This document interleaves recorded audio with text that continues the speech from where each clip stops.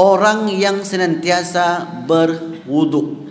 Karena bekas anggota wuduk yang kita basuh disebutkan oleh Nabi kelak akan bercahaya. Cahayanya itu dinamai dengan ghurran muhajjalin, cahaya yang terang benderang, yang mana disitulah nanti Nabi Muhammad mengenali mana umat dia dan mana bukan umatnya.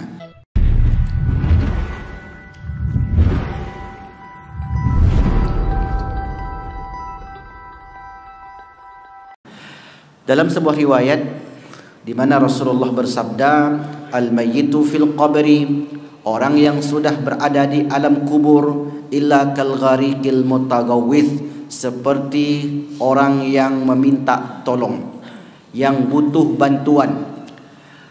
Dari siapa bantuan yang diharapkan?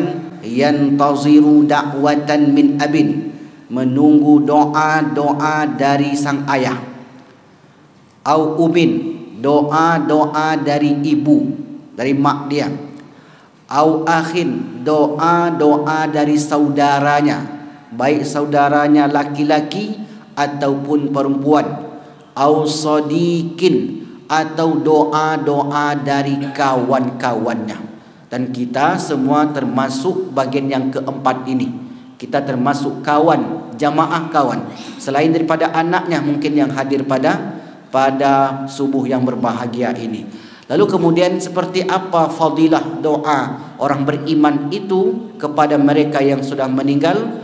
Rasulullah melanjutkan sabdanya, wa innallaha, dan sesungguhnya Allah, la yudkhilu, menyampaikan doa ahli ardi, doanya penghuni bumi, berarti doa orang-orang yang hidup, ilal amwat, kepada orang yang sudah meninggal, berarti si mayit di alam barzah sana, ka amsalil jibal, seperti sebuah gunung yang besar.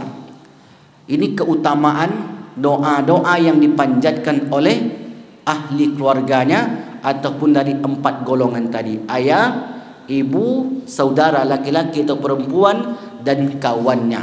Lalu kemudian Rasul lagi menyambung, wa innal hadiyatal ahya, sesungguhnya hadiah orang-orang yang hidup, ilal amwat, kepada orang-orang yang sudah meninggal, istighfaru lahum, istighfar mereka.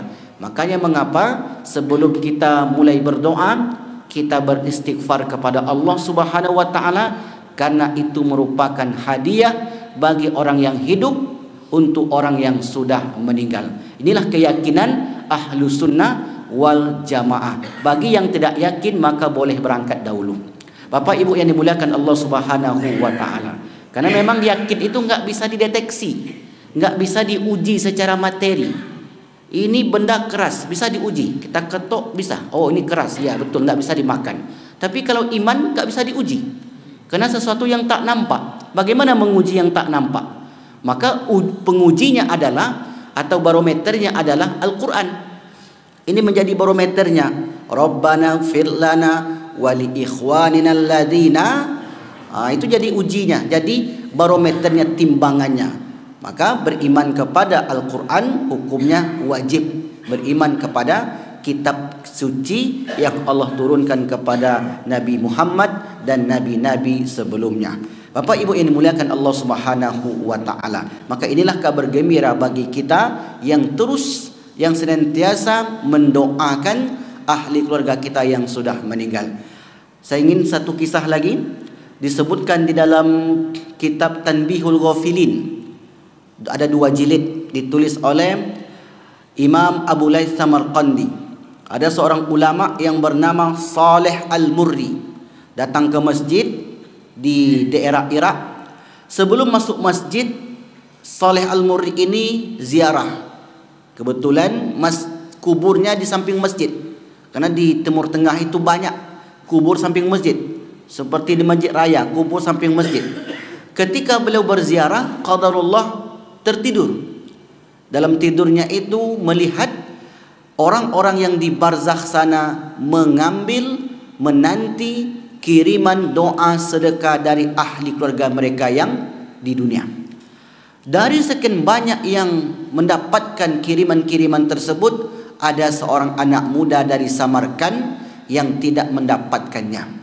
Lalu ditanya oleh Saleh Al-Murri, wahai anak muda, mengapa engkau tidak mendapatkan seperti yang didapatkan oleh penghuni kubur lainnya? Maka anak muda ini berkata, saya tidak pernah dikirim doa dan tidak pernah dihadiahkan apa yang mereka lakukan di dunia sejak saya meninggal. Maka betapa sedihnya saya di alam kubur ini, wahai Syekh, karena tidak mendapatkan apa-apa dari ahli keluarga saya yang di dunia sana. Maka sampaikan pesan saya ini kepada ahli keluarga saya. Alamatnya ini. Kebetulan alamatnya itu di Jalan Ronggo Warsito pula. Alamatnya di sana. Disebutkanlah, habis itu terbangunlah sang Syekh tadi. Setelah terbangun salat subuh, lalu dicari alamat itu ketemu. Apa yang terjadi Bapak Ibu? Diceritakanlah mimpinya tadi, maka ibunya dari anak itu menangis. Apa kata dia? Benar wahai Syekh, sejak anak kami meninggal, kami sudah lupakan dia, seakan-akan sudah putus hubungan dengan mereka yang sudah meninggal. Maka mulai hari ini kami tak akan berhenti untuk mendoakannya, dan kami akan bersedekah untuk dia semampu kami. Sang Syekh pun pulang. Pada minggu berikutnya, sebelum masuk masjid ziarah kubur, qadarullah tertidur kembali. Maka dalam tidurnya ini dia bertemu lagi dengan orang yang sama.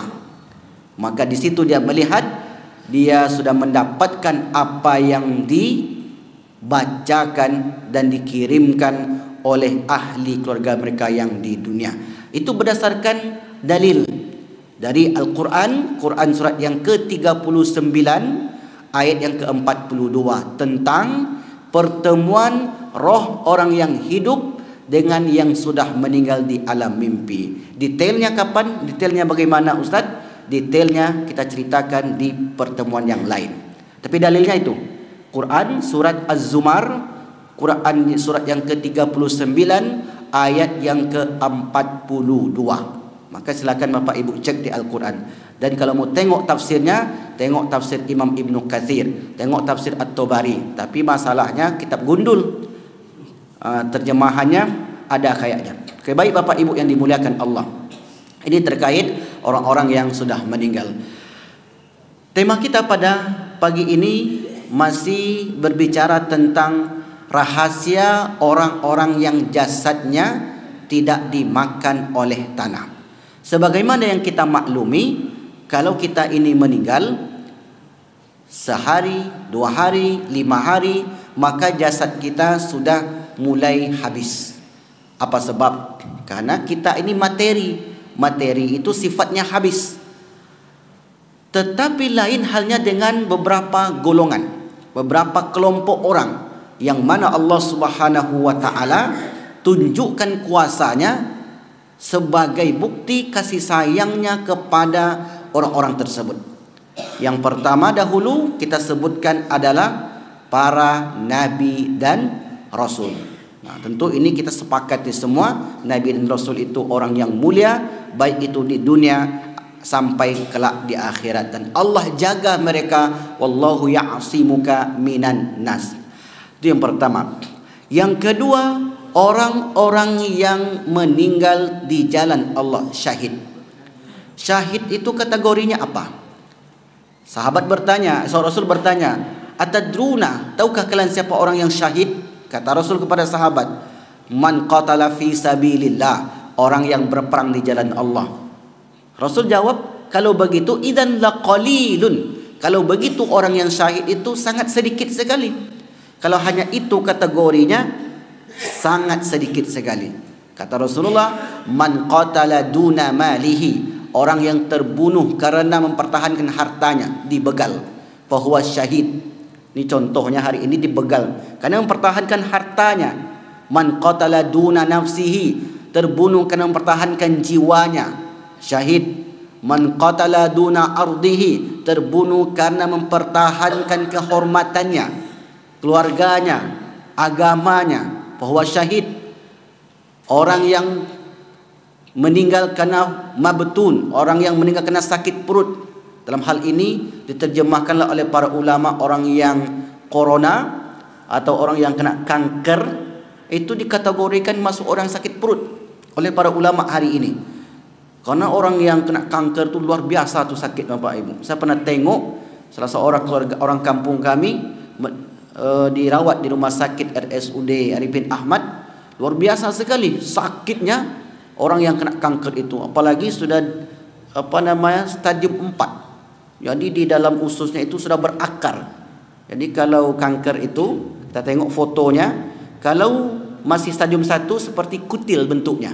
Jadi nempel dia di situ. Itulah yang mengganggu pencernaan tadi. Kalau sudah dia besar, maka dia berakar. Maka orang yang meninggal karena sakit perut semacam ini dalam kategori hadis mabtun, dan dijelaskan oleh para ulama masuklah kategori orang yang sakit perut, maka itu juga masuk syahid. Ini rupanya banyak kategori syahid. Wal ghariqu syahid, orang yang mati tenggelam. Tenggelam mati syahid.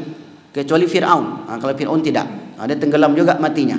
Yang maksudnya orang yang beriman. Wal hadamu syahid, orang yang meninggal karena tertimpa bangunan. Seperti saudara kita yang di Turki, malam hari tidur, rupanya terjadi gempa. Maka tertimbullah mereka di bawah puing-puing bangunan tersebut. Maka dalam kategori ini para ulama menyebutkan mereka masuk kategori syahid. Wal hariq, dan orang yang meninggal karena terbakar, syahid. Man kharaja fi talabal ilmi, keluar rumahnya untuk menuntut ilmu, fahuwa fi sabilillah hatta yarji, sampai pulang. Orang yang berangkat umroh dan haji maka juga sama seperti itu. Jadi banyak sekali kategori orang yang syahid ini. Dan ada orang yang meninggal karena melahirkan, mereka juga tergolong sebagai orang yang syahid. Ini keistimewaan untuk kaum ibu-ibu. Bapak-bapak tidak bisa, meskipun mungkin bentuk perutnya sama, tapi nasibnya tidak sama. Karena pahalanya besar karena mereka melahirkan. Baik Bapak Ibu yang berbahagia, ini yang kedua. Yang ketiga, orang yang diistimewakan Allah berdasarkan dalil hadis-hadis Nabi, mereka yang bertugas sebagai muazzin. Muazzin yang ikhlas karena Allah Subhanahu wa taala. Ini mohon maaf nih bagi muazzin, bukan muazzin yang nunggu tanggal 29. Kalau tak datang, kalau tak ada tanggal 29 tak datang dia ke masjid lagi Pak Ketua. Ini lain niatnya. Niatnya al-muazzinu al-muhtasibu, seorang muazzin yang betul-betul mengharap pahala daripada Allah Subhanahu wa taala. Kalau kita tengoklah ini Bapak Ibu, orang tua kita dulu yang di kampung-kampung itu, kalau sudah dia diamanahkan jadi Bilal, istilahnya Bilal, maka 10 atau 15 menit sebelum azan, bahkan setengah jam sudah sampai dia. Begitu mereka menjaga niat keikhlasannya karena diamanahkan menjadi seorang muazzin. Mereka luar biasa sekali karena mengharap hanya kepada Allah Subhanahu wa taala. Nah, muazzin ada 3 keistimewaan. Keistimewaan ketika di dunia, yaitu setiap suara azan yang dikumandangkannya, maka pepohonan, syajarun, wahajarun, wamadarun, tanah, batu, hewan, insun, jin, dan manusia memintakan ampun untuk mereka. Muazzin itu, kalau disuruh meninggal Ustaz, direkam rupanya suaranya itu, kemudian setiap puasa diputarlah suaranya, apakah orang itu mendapatkan pahala sama seperti dia hidup? Para ulama menjelaskan tetap dapat. Begitulah hebatnya di dalam agama kita ini Bapak Ibu ini muliakan Allah Subhanahu wa taala. Kemudian keutamaan ketika di alam barzakh atau ketika dikuburkan, mereka jasadnya tidak disentuh oleh makhluk-makhluk tanah. Bisa jadi inilah fakta-fakta, sejarah-sejarah yang kita dengar, yang kita tengok, mungkin sebagian kita menyaksikan. Ada orang awam, kemudian ilmunya juga biasa-biasa saja, tapi tiba-tiba jasadnya itu dijaga oleh Allah. Ditengok riwayatnya, enggak ada sekolah agama, Tapi rupanya ada amalan-amalannya yang membantu dia, yang menolong dia setelah dia tinggalkan kehidupan di dunia ini. Seperti yang kita kisahkan minggu yang lalu, ada seorang yang bekerja sebagai muadzin puluhan tahun. Lalu apa yang terjadi ketika dia akan meninggal? Dia katakanlah kepada kawan-kawannya di masjid itu, Jumat ini azan terakhir saya di dunia. Nanti asar saya tidak azan lagi. Kawan-kawannya bertanya, mengapa bapak mau kemana? Inilah hari terakhir saya di dunia. Yang namanya kematian tak ada yang tahu. Dan seakan-akan ini bapak muadzin Bilal bercanda. Waktu asar juga belum azan. Lewat 5 menit tidak ada yang azan. Lalu diumumkanlah, inna lillahi wa inna ilaihi raji'un. Bapak Sianu muadzin kita sudah meninggalkan kehidupan di dunia ini.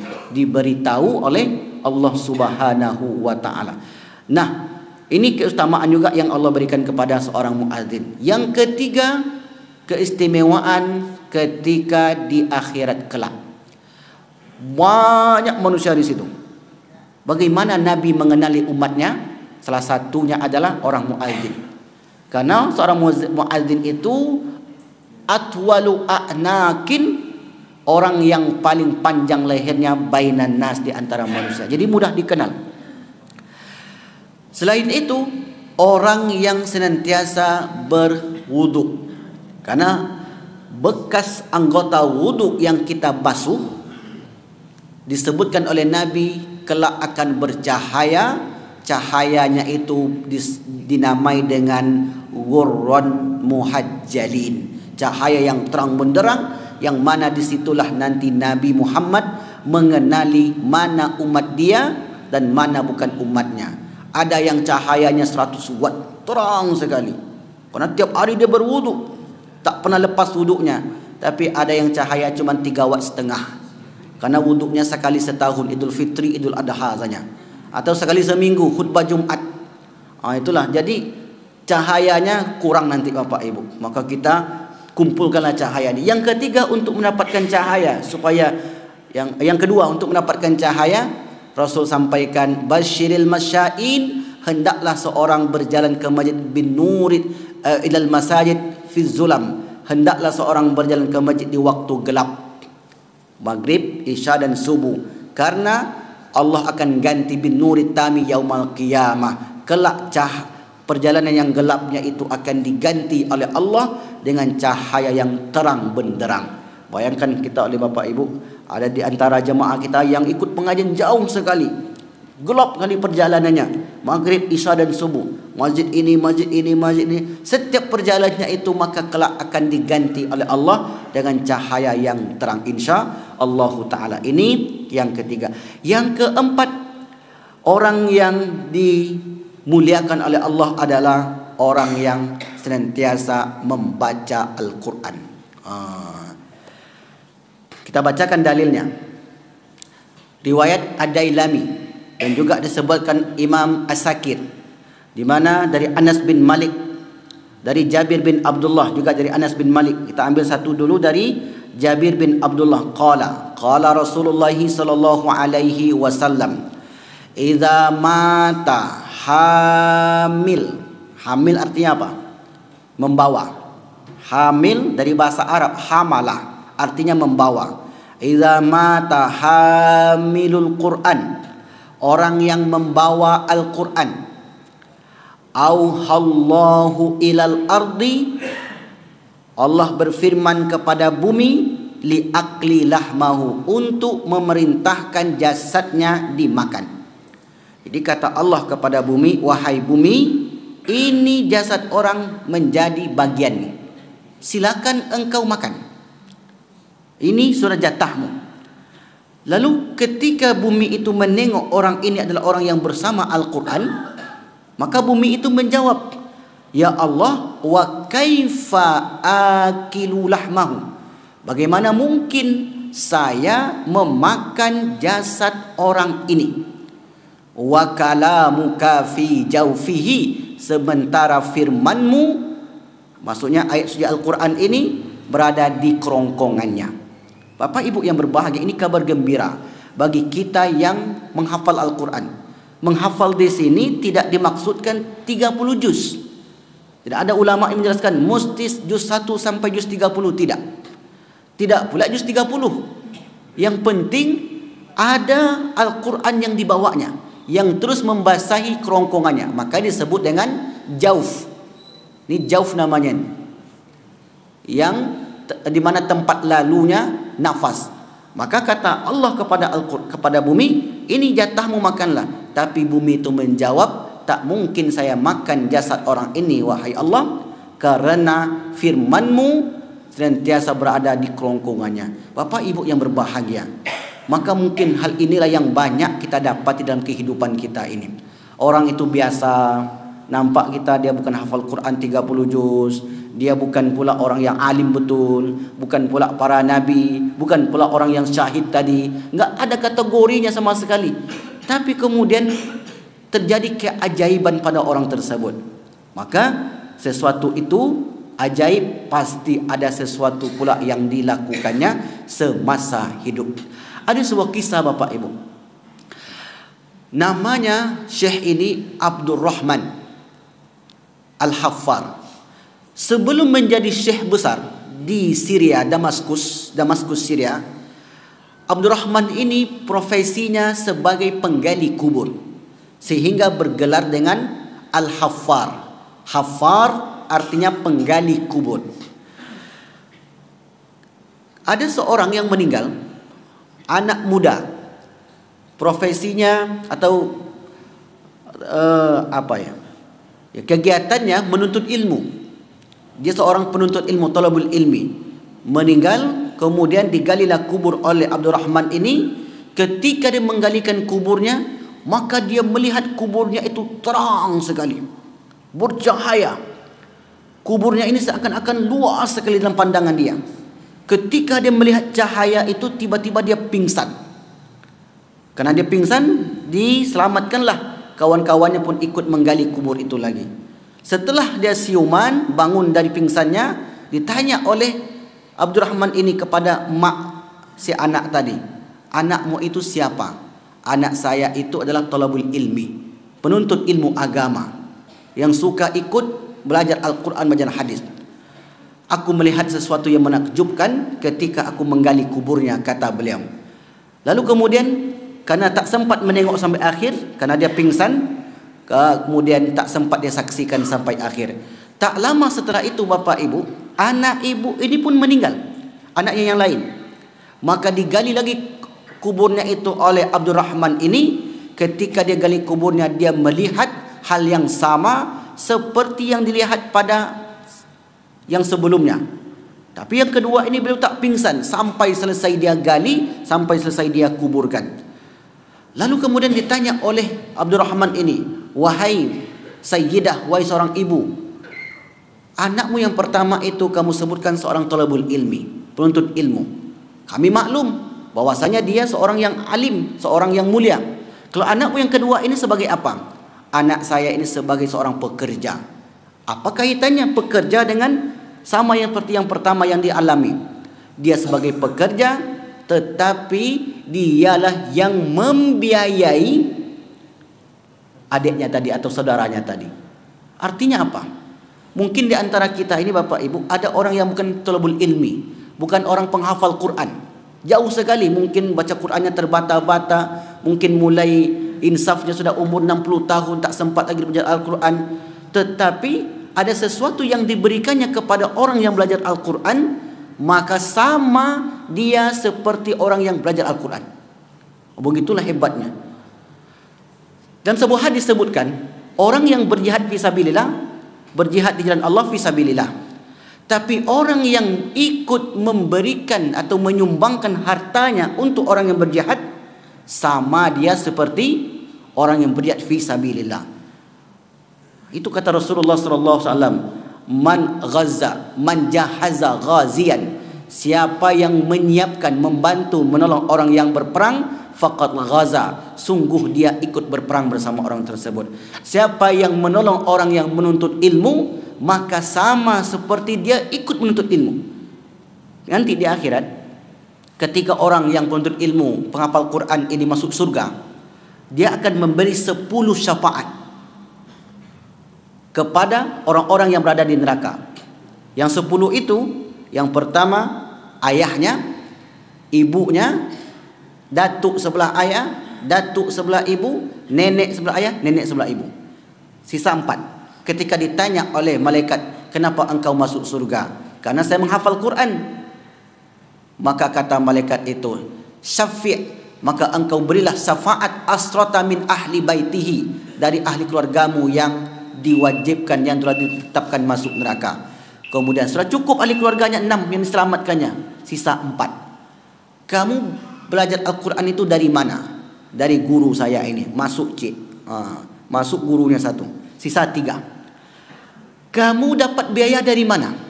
Dapat biaya dari si fulan, ikut berkontribusi. Cari mana dia, dapat pula di situ. Masuk pula 1, berapa orang namanya di situ. Informasi itu kamu dapat dari mana? Kemarin diumumkan di masjid, aku dengarlah ada katanya tempat belajar Al-Quran. Gara-gara dia mendengarkan informasi itu, dia akhirnya menjadi seorang ulama, seorang penghafal Quran. Maka setiap orang yang berkontribusi terhadap amal kebaikannya, dia ikut bersama orang tersebut. Begitulah hebatnya di dalam agama kita ini, Bapak Ibu yang dimuliakan Allah SWT. Maka kalau kita tengok dalam kehidupan ini, tadi Nabi dia bukan, pasti bukan Nabi. Seorang syahid bukan juga. Seorang muazzin bukan juga, karena perempuan. Seorang penghafal Quran bukan juga. Dia bahkan mulai mengaji.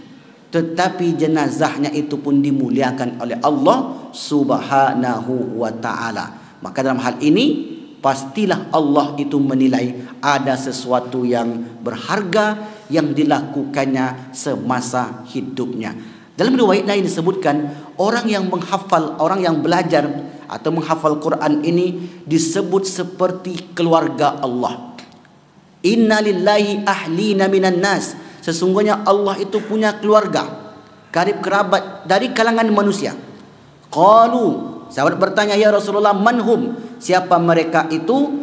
Ahlul Quran, orang yang bersama Al-Quran dan orang yang ikut berkontribusi di dalam Al-Quran tersebut. Bapak Ibu yang berbahagia, mungkin tanpa disadari apa yang kita buat ini mungkin sekadar majlis ilmu saja, dibuat program oleh masjid. Bapak Ibu datang, belajar Al-Quran, belajar hadis, belajar fikih, belajar ini, belajar ini. Itu bukan sesuatu yang sia-sia. Itu menjadi amal jariah bagi orang yang ikut berkontribusi itu. Bahkan kalaupun sudah meninggal orang itu, kata Rasulullah, man sanna sunnatan, siapa yang mencontohkan suatu perbuatan baik, falahu ajrun, bagi dia pahala, wa ajru man amila biha, bagi pahala orang yang melakukannya setelah dia meninggal, min ghairin ayyan qusa, tanpa mengurangi pahala orang yang melakukannya semasa hidup dahulu. Jadi beginilah hebatnya dalam agama kita, peluang-peluang untuk mendapatkan menjadi orang-orang istimewa itu sangat terbuka sekali. Inilah yang keempat, orang yang menghafal Al-Quran ataupun orang yang ikut berkontribusi terhadap Al-Quran tersebut. Ini yang keempat. Yang kelima, yang terakhir di dalam buku kita, buku yang pertama, Kehidupan di Alam Barzah, yaitu orang-orang yang mengamalkan ajaran Islam ini. Ini sangat umum sekali. Poin pertama tak ada, poin kedua pun tak masuk, poin ketiga tak terdeteksi, poin keempat jauh, tapi poin kelima ini mungkin dia masuk. Dia ikhlas, dia beramal solat 5 waktu, kemudian dia ikut berzikir, ikut majlis ilmu, tiba-tiba dia meninggal. Seperti yang diceritakan oleh salah seorang jamaah kita dulu. Kami tengok ibu itu, dia bukan hafal Quran, Ustaz, apalagi Nabi, apalagi dia syahid. Tidak, saya tengok dia hanya sabar dalam hidupnya, sabar sekali. Seperti apapun beratnya hidup, dia tak pernah mengeluh. Ini kan termasuk yang mengamalkan salah satu ajaran yang mulia dalam Islam. Karena sabar itu juga tak mudah. Sabar itu berat sebenarnya, tapi bagi orang yang terbiasa dengan amalan sabar, insya Allah Allah pun akan memberi balasan. Yuwaffuna ajrahum, Allah berikan balasan kepada orang yang sabar itu tanpa hitungan, sangat banyak sekali. Maka inilah amal-amalan yang dapat menolong seseorang yang dimuliakan jenazahnya ketika orang itu meninggalkan kehidupan di dunia ini. Wallahu alam bissawab. Inilah mungkin Bapak Ibu yang tertulis di dalam buku kami. Bukan berarti ini saja. Misalnya nanti dengar penjelasan lain, ada katanya yang amalan ini Ustaz, maka termasuklah orang yang mengamalkan ajaran Islam. Saya pernah dengar satu kajian yang disampaikan Ustaz Hadi Hidayat. Ibu itu katanya, bapak itu, dia hanya tak putus istighfarnya. Istighfar terus, astagfirullah, astagfirullah, astagfirullah, astagfirullah, astagfirullah. Ketika dia kaget, astagfirullah. Kan terkadang orang kaget itu macam-macam disebutnya, Pak. Allahu Akbar, subhanallah. Tapi ada juga orang yang kaget itu yang aneh-aneh. Kaget dia, mohon maaf ya, kaget dia sebutnya jangkrik, kata dia. Apa salahnya disebut astagfirullah, subhanallah? Kalau ini disebutnya lain sekali disebutnya. Maka ini keterangan yang saya dengarkan dari Ustaz Hidayat itu, dia, ibu ini, bapak ini, dia istighfarnya tak pernah putus setiap saat, dan Allah pun muliakan jasadnya setelah meninggalkan kehidupan di dunia ini. Baik Bapak Ibu yang berbahagia, ada yang bertanya? Ya, silakan.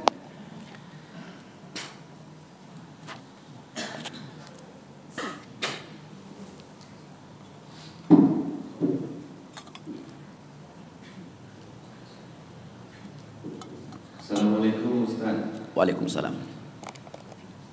Kalau kita mencari amalan untuk menghindarkan jasad kita dimakan tanah atau cacing tanah, apa gunanya? Karena ketika dibangkitkan ataupun untuk disiksa itu menurut Ustaz dulu, itu jasad yang baru. Saya berpikir lebih baik dimakan cacing, bisa jadi pupuk. Nah ini gurawannya gitu kan. Nah, apa gunanya? Sementara itu jasad tidak digunakan lagi. Baik. Terima kasih Ustaz. Itu aja singkat, mohon penjelasannya. Terima kasih. Assalamualaikum warahmatullahi wabarakatuh. Nah, apa gunanya, maknanya apa hikmahnya mungkin ya. Kalau apa gunanya, ya. Kalau digunakan nanti itulah untuk pupuk nanti itu. Mungkin apa hikmahnya? Ya. Kalau gunanya itu berarti menggunakan, digunakan dia. Ya, hikmahnya. Ya, apa hikmahnya orang-orang yang jasadnya itu dijaga oleh Allah Subhanahu wa taala? Baik Bapak Ibu yang berbahagia. Yang pertama, hikmahnya adalah bahwasanya Allah itu maha kuasa untuk menjadikan sesuatu yang tak masuk akal bagi manusia. Ya. Karena ketika orang-orang kafir Quraisy Mekah itu datang kepada Rasulullah SAW, tengok dalilnya Quran surat yang ke-36, Quran surat Yasin ayat 78 79. Tengok nanti surat Yasin. Datanglah seorang kafir Quraisy Mekah yang bernama As bin Wa'il. As bin Wa'il ini enggak percaya dengan adanya hari kiamat, di azab kubur. Maka dibawalah tulang-tulang yang hancur ke depan Muhammad, kemudian dijatuhkannya semacam debu. Ya Muhammad, apakah ini orang yang akan diazab atau yang akan dibangkitkan dari kuburnya nanti? Maka Rasul membacakan ayat wa daraballahu mathalan wa nasiya khalqa qala may yuhyil 'izama wa hiya ramim. Hikmahnya adalah bahwasanya apa yang dibuatkan oleh Allah Subhanahu wa taala itu menjadi tanda Allah Maha Kuasa untuk menjadikan nanti hari berbangkit. Termasuk sebenarnya Bapak Ibu, untuk apa gunanya Ustaz Allah membuat jenazah Ashabul Kahfi itu utuh? Apa kira-kira gunanya? Kalau bicara guna, atau apa hikmahnya? Kan juga tak bisa dimanfaatkan, tak bisa digiling kan? Jadi hikmahnya adalah menunjukkan bahwasanya ada sebagian manusia itu yang tak yakin dengan seperti itu. Maka dibuatkanlah sampel-sampel, contoh-contoh oleh Allah Subhanahu wa taala. Kisah Nabi Uzair yang disebutkan oleh Allah dalam Quran surat yang kedua 256. Au kalladzi marra ala qaryatin wa hiya khawiyatun ala urushiha. Ditidurkan oleh Allah selama 100 tahun. Kemudian dibangunkan kembali, dihidupkan kembali. Apa hikmahnya? Para ulama menjelaskan Tidak ada sesuatu yang mustahil bagi Allah. Allah Maha Kuasa atas segala makhluknya. Kira-kira begitu, Pak. Banyak sekali hikmah-hikmah. Jasad Fir'aun utuh. Kira-kira itu apa gunanya, apa hikmahnya? Hikmah atau gunanya? Kata Allah, tengok Quran surat yang ke-10. Quran surat Yunus ayat 90 dan 91. Falyauma nunajjika bi badanika litakuna liman khalfaka ayah. Pada hari ini kami selamatkan jasadmu wahai Fir'aun untuk menjadi pelajaran bagi orang-orang yang datang kemudian. Karena banyak orang yang tenggelam saat itu dan banyak pula jenazah yang dimumikan, yang selamat, yang utuh hanya jenazahnya Fir'aun Al-Walid bin Mus'ab ini. Jadi itu termasuk hikmah yang dapat kita ambil pelajaran. Wallahu a'lam bishawab. Baik.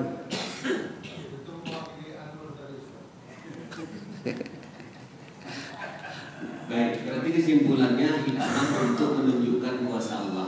Kuasa Allah. Tapi kalau guna bagi mayat tadi tidak ada. Tidak ada guna bagi dia sudah meninggal. Ya. Terima kasih. Iya. Dan hikmah bagi kita sebenarnya Bapak Ibu. Itu. Rupanya betul lah ajaran kita ini. Rupanya betul lah sabda Nabi. Ini juga untuk membuktikan yang diucapkan Nabi itu betul atau tidak. Karena ini kan informasinya dari Nabi. Oh ya betul, berarti yang diucapkan Nabi manusia, tetapi ilmu Nabi itu dari zat yang maha gaib. Sebab sesuatu yang disampaikannya, Quran surat yang ke-53 An-Najm 1-4, ma yantiqu anil hawa in huwa illa wahyun yuha. Ini menunjukkan hikmah kepada kita dan pelajaran yang dapat bisa kita ambil. Wallahu a'lam bishawab. Baik, silakan Ibu.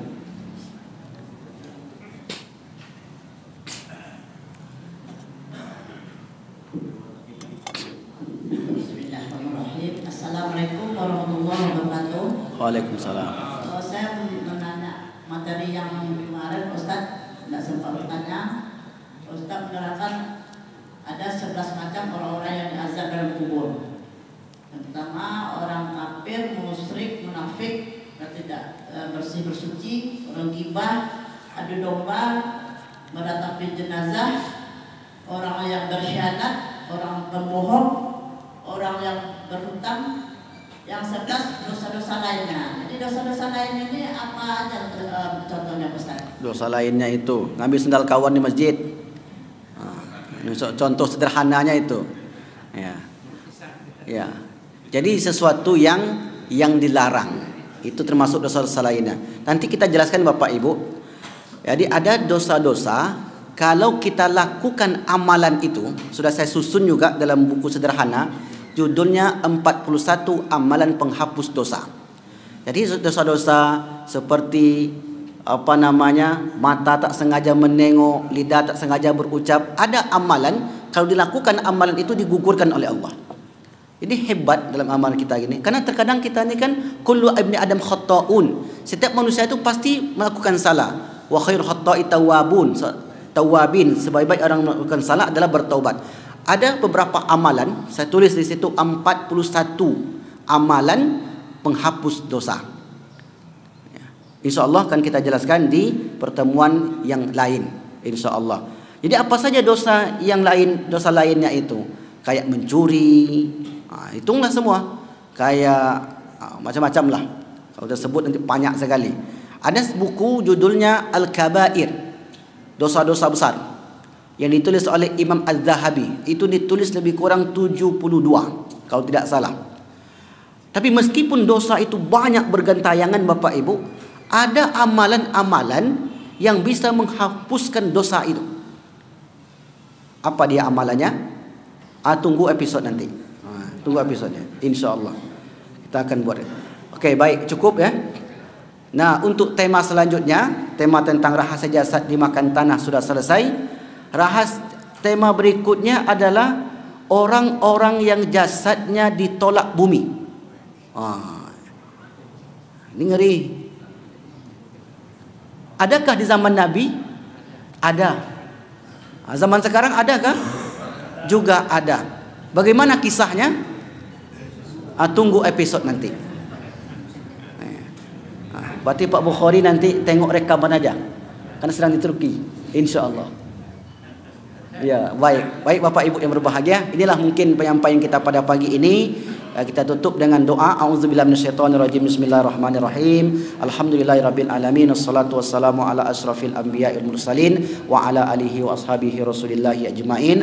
Allahumma anzil sakinata wal barakata wa salamata ala hazihil jama'ati Masjid Nurul Huda ya arhamar rahimin. Allahumma khtim lana wa ajalana bi husnil khatimah wa la takhtim alaina bi su'il khatimah. Rabbana atina fid dunya hasanah wa fil akhirati hasanah wa qina adzabannar. Walhamdulillahi rabbil alamin. Subhanakallahumma bihamdika asyhadu an la ilaha illa anta astaghfiruka wa atubu ilaik. Wa lafu minkum. Wassalamu alaikum warahmatullahi wabarakatuh.